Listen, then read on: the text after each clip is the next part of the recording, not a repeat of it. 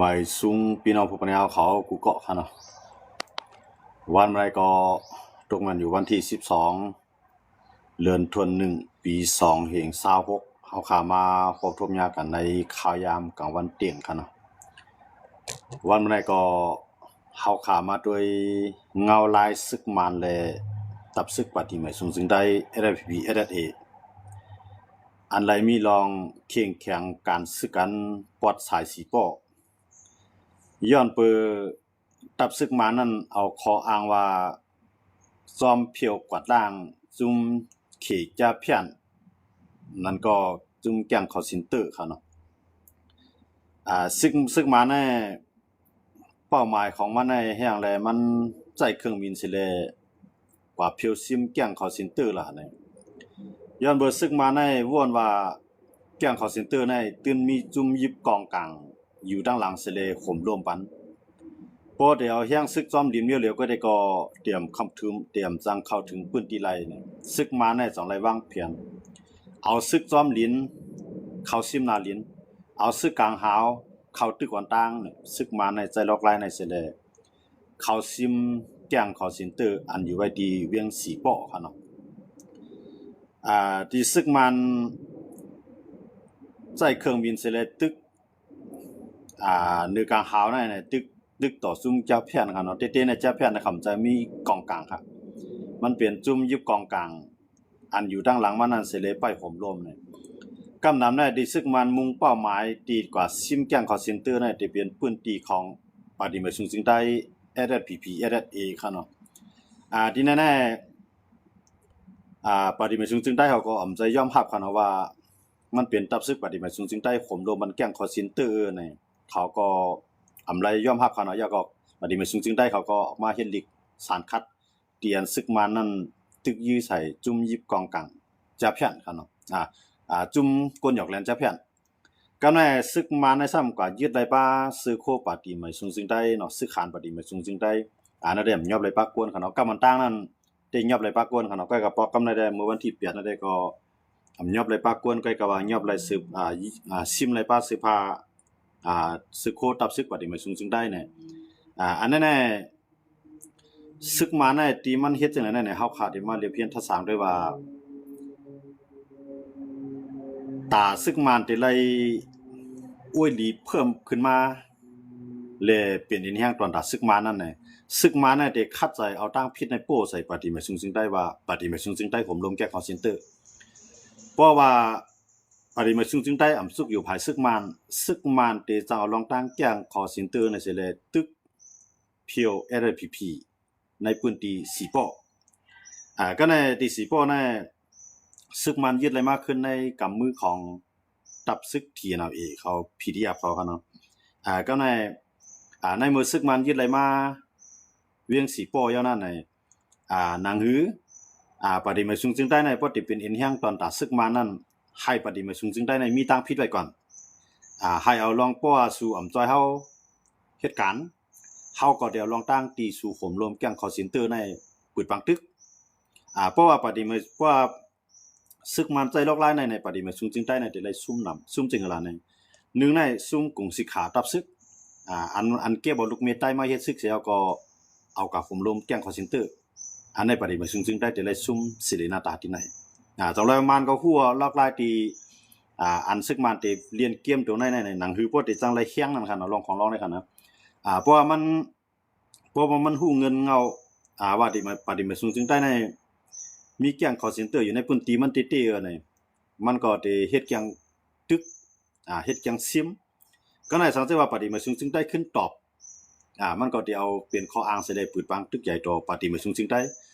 มันก็ได้ไล่จื้อเสียงมาทางตอนดาซึกมันเขาเนาะมันมีจุ่มยิบกองกลางในจุ่มลุกพื้นใต้เขาเกี่ยวข้องแก๊งคอลเซ็นเตอร์เลยยาเมากำเลยเขาซิมมันก็ได้ใจแผนการนั้นได้เขาเนาะอันนั้นแหละมาในมันได้ว่าปฏิเยมันในว่าสูงเต้ๆค่ะเนาะมันหำจังเอาเจ้าเคลื่อนกันตึกกันไรมันก็เดี๋ยวลองตั้งว่าตับซึกได้เอาผมรวมแก๊งคอลเซ็นเตอร์เนี่ยเดี๋ยวลองตั้งในสิเลยตึกต่อปฏิมาซึ่งได้เนี่ยว่ามันตึกว่ามื้อเลยในปฏิมาซึ่งได้ก็ไปฮัดตอบครับย้อนเบอร์สั่งไหนย้อนเบอร์ปฏิมาซึ่งได้ใน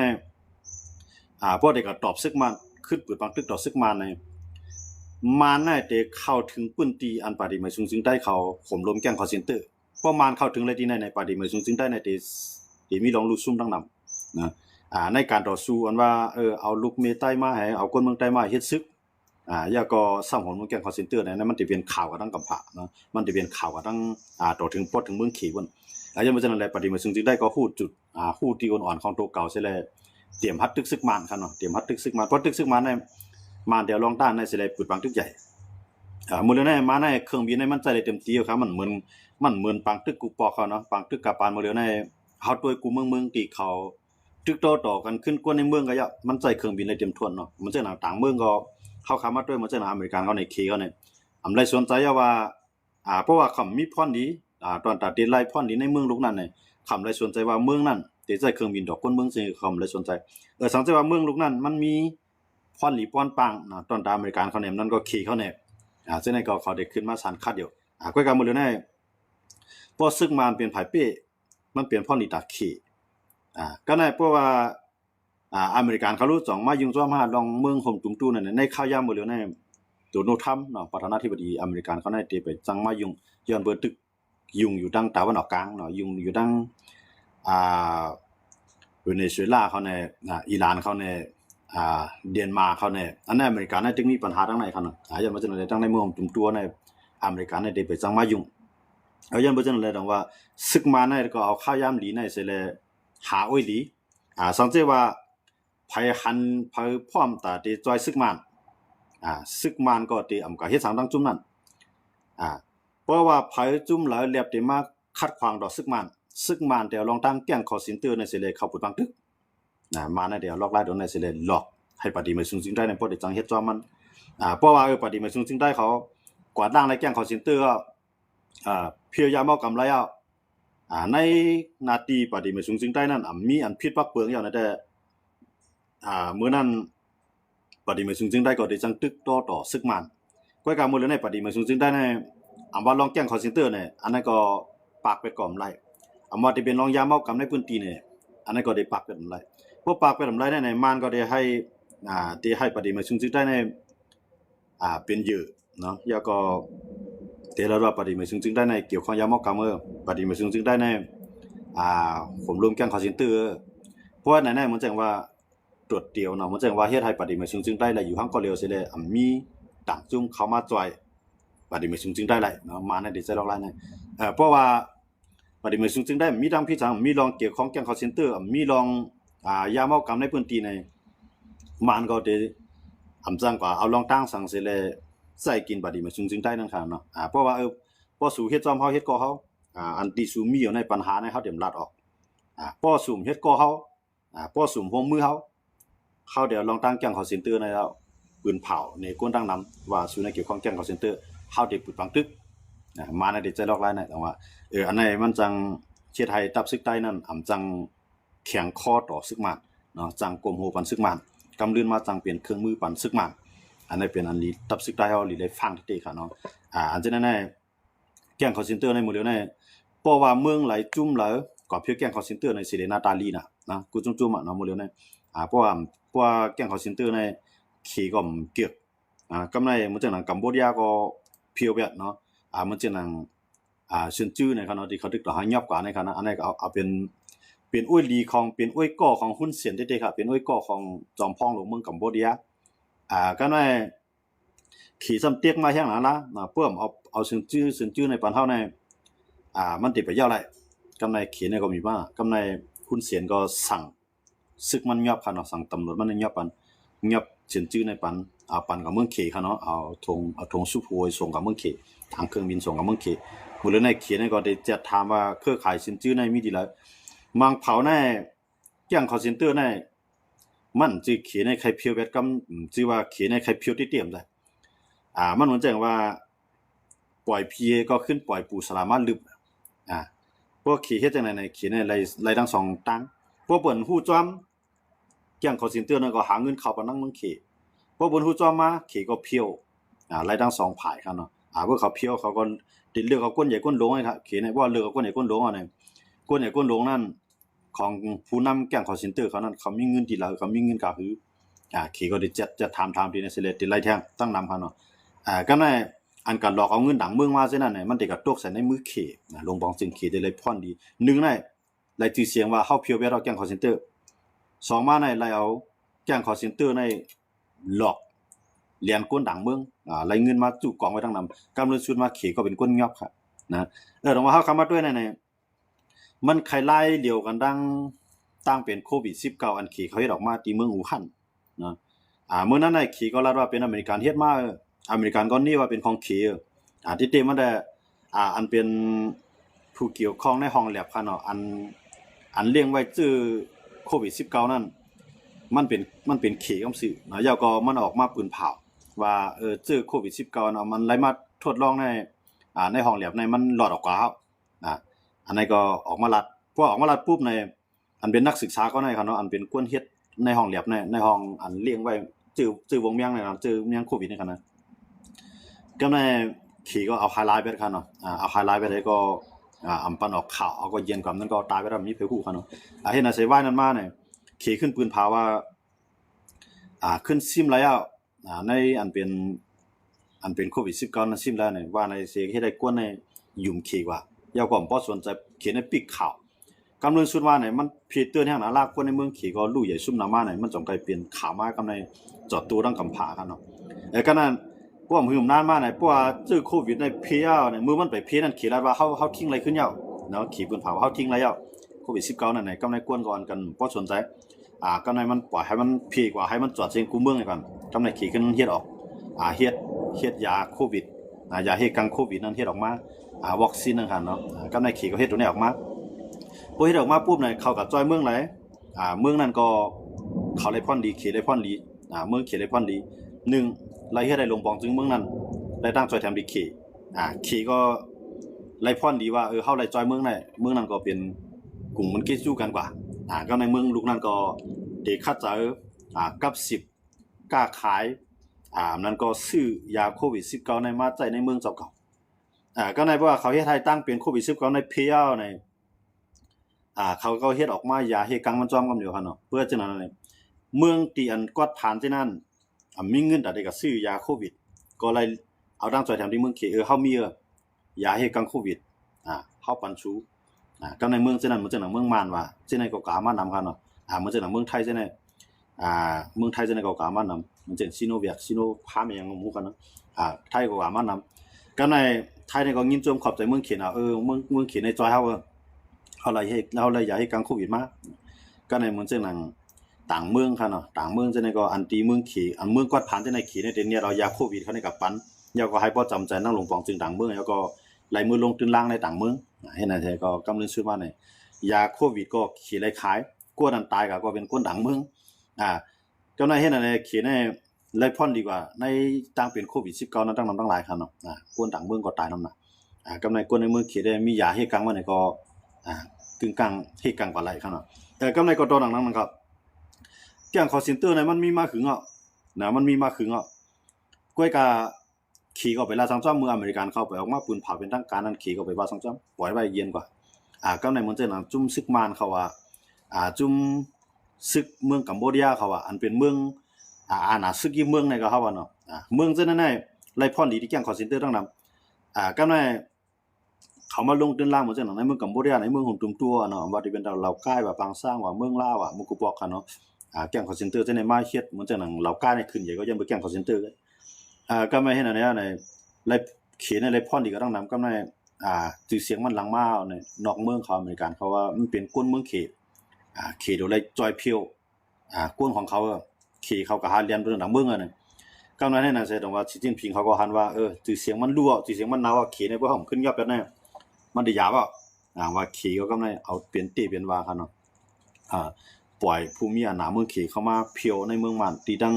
มันจะหนังเมียว่าดีเนาะตั้งสึกก็กูขี่เคปากจังได๋คั่นนะขี่ก็ปล่อยเข้ามายอบแล้วก็มาโหมมื่นทั้งไทยเสตัดน้ำตัดไฟตัดเนียด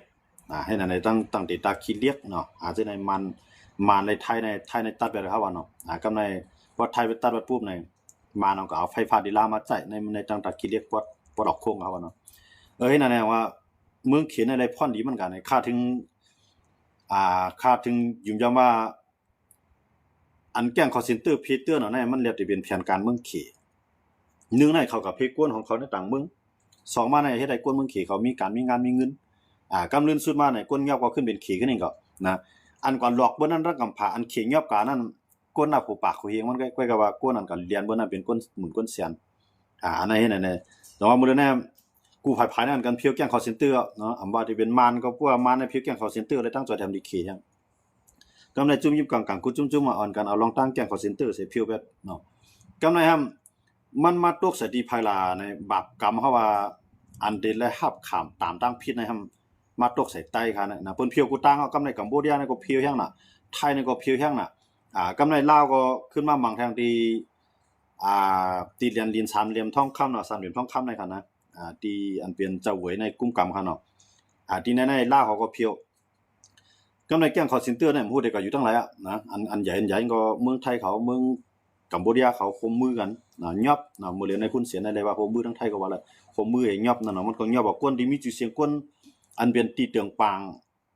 ภายหุ้นเสียนกำเดียวค่ะเนาะยาก็เป็นเจ้าของธนาคารในเป็นเจ้าของเยเงินเนาะเจ้าของป่านในเมืองกัมพูชาแทนค่ะเนาะอันในหุ้นเสียนในก็ยอบว่ากวนที่จำใจมันได้ๆครับเปลี่ยนจุ่มตีอันหล่อเลี้ยงเงินป่านหุ้นเสียนเขา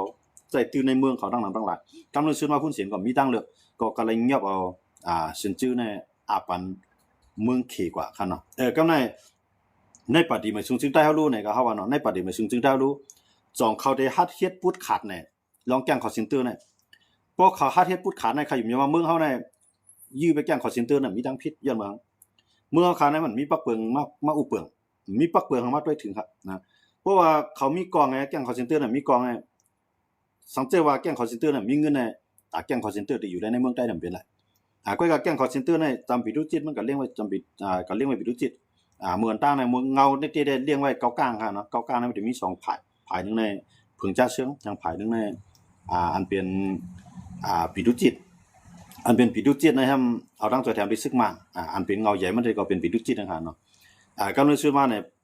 อันฝึงจ้าเชิงอันเป็นลูกใต้ฝึงจ้าเชิงเขาในก็ตีเขาไล่ปืนปังตึก1027ในก็เงาขามปืนตีเปลี่ยนมาก็เอาลองตั้งแกล้งคอลเซ็นเตอร์ในเสได้เพียวมันเขียนในย้อนตั้งสายดำที่ซึกมาในให้ซึกมันเพียวแกล้งคอลเซ็นเตอร์ในซึกมานะว่าเอาเป็นเกมการเมืองค่ะเนาะซึกมานะว่าในปืนเตียนนั้นเป็นตับซึก MND เก้ากลางกุ้มกำห้อมทั้งเข้าพวกสู่ใครเฮาจอยสู่จอยเข้ามาแหละมันก็สู่มีซึกเก้ากลางแหละกำในเก้ากลางก็หันว่ามาน่ะได้ใจลอกลายในสิเลยมังมันในซึก MND เก้ากลางนี่ก็ได้โหมือทั้งทีในโหมือกันทั้งเอนะแล้วก็ปืนเผาว่าติจอยเมืองเขเพียวแกล้งคอลเซ็นเตอร์กำในเบิ้นนั้นเก้ากลางเขาก็ซิมไล่ปีดุจิตอันเป็นอันปันแห่งซึกมานะครับเนาะถึงที่บ่ได้ซิมในเหล่าใกล้ครับเนาะซึ่งแบบปีดุจิตเก้ากลางอันเกี่ยวของแกล้งคอนเซ็นเตอร์อันเป็นใหญ่ๆโหน้ามันน่ะก็ในเมืองเขก็ไล่อันเป็นปีดุจิตเก้ากลางเลยครับเนาะไล่กว่าเขก็ยอบกว่ายาวก็ไล่เงินกว่าทั้งนำทั้งหลายก็ในตั้งจ่อยแถมเก้ากลางเขาก็ไล่มาทั้งนำทั้งหลายสิได้เอาลองตั้งว่าเพราะว่าเมืองเขมันตั้งจ่อยแถมที่เก้ากลางอยากไข่ที่ไหนโหมือน่ะได้เพียวแกล้งคอนเซ็นเตอร์จำลึกซื้อมาเนี่ยเก้ากลางก็ลาดว่าซึกมานผมรวมแกล้งคอลเซ็นเตอร์เพราะเฮามีเครื่องหนักๆกันขึ้นกลางในติดต่อสู้ซึกมานนำไรให้ขี่มาจ่อยขี่ก็ส่งด้วนมาจ่อยแล้วก็ปล่อยกวนมาสวนน้องด้วนครับเนาะเฮ็ดนั่นสิเลยปางตึกด้วนออกมาน่ะที่จะเกิดขึ้นมาในเปลี่ยนดีเก้ากลางเขาเก้ากลางเขาไล่ดีเลยมากก็ไล่ดีเมืองขี่ย้อนเบิ่งขี่ก็หันว่ามันน่ะเฮ็ดได้แต่เพียงแกล้งคอลเซ็นเตอร์เอาปันเก้ากลางก็เพียวเก้ากลางก็เพียวเก้ากลางเพียวเนี่ยเก้ากลางก็เพียวว่าซึกมันนะฮะเนาะต่อให้ซึกมันน่ะบ่เลยถอนออกเมืองใต้บ่ถอนเอาเส้นว่าหมดเลยเนี่ยอันมาเป็นยือซ้ํเป็นภายหลังเนี่ยเป็นตับซึกใต้เฮาคาเนี่ยเป็นตับซึกใต้ได้เป็นคนเมืองใต้เฮาคาที่เป็นยือที่นั่นกูภายในเพียวก็มันก็กองดีเลยล่ะเนี่ยตั้งนึงเนี่ยมันมามีสีโป้มามีที่เมืองใหญ่มามีที่ต่างยานมามีที่เมืองกึ๋งมามีที่ลายค่าแก๊งคอลเซ็นเตอร์จังได๋คั่นนะปอดกับลิงจังได๋ก็เรียบเต็มรอดเนาะปอดโคลัมจังได๋ก็เรียบเต็มมีอยู่ก็ในปอดเมืองสู่ปอดเมืองหนองปอดเกซีซึ่งในเป็นปุ้นที่แก๊งคอลเซ็นเตอร์หมดแล้วครับอันนั้นเป็นในกลางเมืองใต้เฮาค่ะเลยเมืองใต้ปอดของปอดจานกูภายๆคั่นเอาแก๊งคอลเซ็นเตอร์นี่มาพีไปที่นั่นกำไรคือล่ะในนาทีปฏิมาซึ่งได้ในมันได้มีเหมือนจังนั้นปอดเมืองกึ๋งปอดเกซีปอดลายคาปอดเมืองหนองปอดเมืองสู่เจ้าในแก๊งคอลเซ็นเตอร์ในนำแห่งน่ะที่ไหนก็มันจะมีซึกอยู่ดูเลยในโฮมความจอมก็กะว่า ออกหน้าอยู่ด้วยเองก็ออกหน้าปฏิบัติซึ่งใต้เนี่ยดังว่าในข้าวถึงแล้วว่าตับซึกใต้เฮายาขี้โซมันก็เฮาว่าเนาะตับซึกใต้ยาขี้โซมกำในกวนเมืองใต้เขาก็ยาขี้โซมันนึงก็เพราะว่าเพิ่นมาเรียนก็เพิ่นมาเรียนกวนเมืองใต้เนาะก็ในว่าเขามาอยู่เขาก็มาอยู่ในเมืองใต้ก็ในเหมือนจะหนังจุ่มปีดูจิในก็เดี๋ยวอะไรกินจ้อมแจ้งคอลเซ็นเตอร์ในเงินในเขาไม่จะร้องเงินเขาไม่จะตาตีอยู่ครับเพราะว่าต่อให้มากมีแต่คือก็ยาพอมาถึงในมือเขียนในก็เด็ดเลียดเอาว่าหลุดเอาเงินค้ำเขาที่เขามีไว้เนี่ยนะก็เอาเขาก็ตายไปได้ดิแต่ว่าแจ้งคอลเซ็นเตอร์นั้นเขาโกในเขาโกดีนะคำเขาลองเงินในคำโกเขาพวกเขาจอยปฏิมาซึ่งได้จอยปีดุจิตจอยอยู่ดูเลียดพวกจอยเขาจะไหนเขาห่มรวมบันเพราะว่าเขาจะไหนห่มรวมบันในเขาจะไหนมิติอยู่นั่นน่ะเนาะเต็มในเขาหลุมมิติอยู่ลองเงินค้ำว่าในคำไม่ใจเงินค้ำได้เขามีนำหลายอย่างเนาะเขาซื้อเมืองกัมพูชาอะไรดังเมืองนะแก่งคอลเซ็นเตอร์นำจะลองไงซื้อซึกมานอะไรดังตับซึกเนาะเมืองตั้งก็ซื้ออยู่ดูเลียดซื้อเกาก้างซื้อไรเนาะก็กล่าวว่าเมืองเขียนในเตียกมาเกาก้างเตียกมาว่าเตียกมาซึกมันกูภายในก็เลยโฮมมือกันในก็ขึ้นเพียวว่าแก่งคอลเซ็นเตอร์โฮมปาดังเมืองไทยเนาะเมืองไทยในก็มีอันเกี่ยวข้องจ้อมก็ได้มีอยู่พ้องเนาะเมืองไทยก็เลยก็ว่ามันเปลี่ยนภูมิอำนาจในเมืองไทยเขาแต่ว่าในไทยก็จ้อมซอกจ้อมเจียดก็ไปไล่ตัวตีมันค่ะเนาะย้อนมาเนี่ยมันอันในภายลงปองจึงเขาก็ขำยอมรับแล้วก็เขาก็คัดใจเพียวนะภายลงปองจึงในเมืองไทยในกันนะเขาก็คัดใจเพียวดิเพราะว่าเพียวดิมาเนี่ยมันได้ก็ถึงใส่ภูมิอำนาจในเมืองไทยนะว่าไทยก็กูศิรินาตาเขารู้ที่ในก็คำเพราะว่าเพียวดิก็ก็ว่าเขาอันว่าเพียวแห้งเนี่ยเป็นเขเนาะเพราะว่าเขมาเนี่ยเพราะว่าไทยสุ่มเพียวก็เขที่มาเพียวเนี่ยเขเนี่ยก็ปล่อยภูมิอำนาจในเมืองเขเข้ามาเนาะเพราะว่าปล่อยภูมิอำนาจในเมืองเขเข้ามาเนี่ยมาวันตั้งสุดเนี่ยมาเพียวดีมาเพียวดีตั้งมันเนาะมาเพียวดีมันนะกำในมันก็เลยปันตั้งของมือจ้อมกันเนาะซึ่งมันก็ขึ้นเพียวนั่นคือได้ไล่ศิรินาตาขึ้นนั่นเนี่ยเอาเครื่องบินเนี่ยมามังใส่ดีตั้งเคปากตั้งสวยกุ๊กกูเนี่ยมังลูกใหญ่ซุ่มนำกันเนาะก็ไม่ไทยเขาก็พวกเขาเฮ็ดเต้ๆเนี่ยมันเด็ดจังลามมาถึงไทยกำในไทยก็เพียวเนาะเพียวเอาลองตั้งบางตึกกัมพูชาเลยไทยนั่นกันนะกำมังใส่ดีป้อยเปียดเส้นไหนที่เป็นปืนตีของแจ้งคอลเซ็นเตอร์เมื่อเราคงของแจ้งคอลเซ็นเตอร์ไทยเนี่ยกับเพียวเวียดนามแห้งหนาครับเนาะเพียวเวียดนามก็ว่าไทยเนี่ยเพียวในเมืองไทยก็เพียวในเมืองกัมพูชาครับนะย้อนมาสั่งไหนบ่ไทยเขาได้เพียวในเมืองไทยเต้ๆเนี่ยชื่อเสียงมันได้ถึงหลวงปองจึงไทยเขานะกำไรหลวงปองจึงไทยมันมีข้อกล่าวหาอยู่หลายจุ่มครับเนาะที่ว่ามันเกี่ยวข้องแจ้งคอลเซ็นเตอร์เนี่ยอันเขาตอกซื้อมาก็มีอันเขายึดเงินยึดคำไว้ก็มีเนาะเช่นนี้ก็มีกำไรแจ้งคอลเซ็นเตอร์มันอยู่ยาแพงหลายว่ามันได้เมื่ออยู่ที่แล้วเนี่ยในเมืองใต้เนี่ยเปลี่ยนเมืองที่อันแจ้งคอลเซ็นเตอร์ที่อยู่ง่ายที่สุดอย่างว่าเนี่ย1อาณาซึกมันก็เข้าถึงเลยกูบุนติเนาะเลือเสื่อมเข้าถึงเลยกูบุนติเนี่ยบางปุนติในซึกมันยังเลยกินจ้อมแทงกันเนาะเหมือนแต่ว่าในนาเตียนจ้อมบ้านนอกหน้าป่าที่ในมันก็ได้กินจ้อมกำไรเจ้าขึ้นเลยกินจ้อมว่ามื้อเดียวเนี่ยอันออกชื่อออกเสียงมาเลยมันกำนี้ก็เฮาว่าเนาะมันกำนี้เนี่ยมันว่าเป็นภายหลังเนี่ยมันว่าเป็นปฏิบัติซึ่งได้ก็เนี่ยที่มันนี่ว่าปฏิบัติซึ่งได้นั้นเป็นรองตั้งสิ่งอะไรเนี่ยเต็มๆมันได้มันใครบีไปปฏิบัติซึ่งได้ในมา60ซึกมันพอสุ่มโฮมเฮาเนี่ยเฮาได้ตึกสัวสูในมีแก๊งคอลเซ็นเตอร์พอสู่โฮมเฮาเนี่ยแก๊งคอลเซ็นเตอร์เนี่ยก็มันได้หาหลายกว่ามันเนี่ยมันได้ใจร้ายในครับเนาะสองไอ้โมเดลเนี่ยมันใจใหญ่เฮี้ยงกว่าดิไม่ซึ่งได้เอานาตีในเมืองใต้ปะทองเหมือนเจ้าหนังเก้าก้างเขาเนี่ยในนาตีเก้าก้างก็มีแต่ปฏิไม่ซึ่งได้ในนาตีเทียนเลยก็มีปฏิไม่ซึ่งได้ย้อนไปเจ้าเนี่ยเฮ็ดถือเลยให้ปฏิไม่ซึ่งได้เนี่ยบ่ได้เปลี่ยนเอียนเฮี้ยงลงตอนตาซึกมันมันก็คัดใส่กูว่าในตาเดียวตั้งพิษในโป้มันปฏิมาซึ่งได้ก็ในปฏิมาซึ่งได้ก็มันสามีเตค่ะนะปฏิมาซึ่งได้มีเตปฏิมาซึ่งได้ก็ฮัดเพียวเต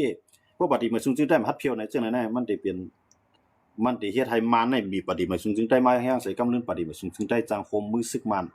ในการเมืองในการซึกกว่าอันนี้เปลี่ยนอันใต้ค่ะได้ซุ่มนำซุ่มหลายค่ะนะเหมือนเสียงลูกมีใต้ดังนำดังหลายได้กูก็ก่อไก่ซึ่งมันได้เฮ็ดตะวันเมืองเฮ็ดตะแผ่นดินเฮ็ดตะซื่อคือก็กะพวกก้นหลวงเฮาซ้ำกันเลี้ยงไว้แก๊งคอลเซ็นเตอร์เนี่ยมานซ้ำได้ว่าสู่ได้คำเฮ็ดก่อเฮาเฮ็ดการจ่อยเฮาสู่ได้คำปล่อยให้ชื่อเสียงสู่รู้มานั้นมันได้ก็งมงี้ดอกก้นหลวงมันดังเหนือมันค่ะก้นซึกอ่อนได้หมู่สังเพิ่นได้ว่าเฮาหลุดตึกแก่คิดว่าเมืองเฮามันมาตึกเฮาตั้งเหนือในงมงี้กันตั้งซึกมันตั้งซึกใต้ก้นหลวงมันเฮาเนาะก้นอ่อนมันได้ฮู้สังฮู้ว่าหรือไรต่อสู้ฮู้ว่าหรือไรถ่อมข้อที่สั่ง กำเรินสุดมาตายละลายตายย้อนเปื้อเกี่ยมการเมืองอันมันเดียวใส่ใต้เฮาข่าวเปลี่ยนเครื่องมือว่ะ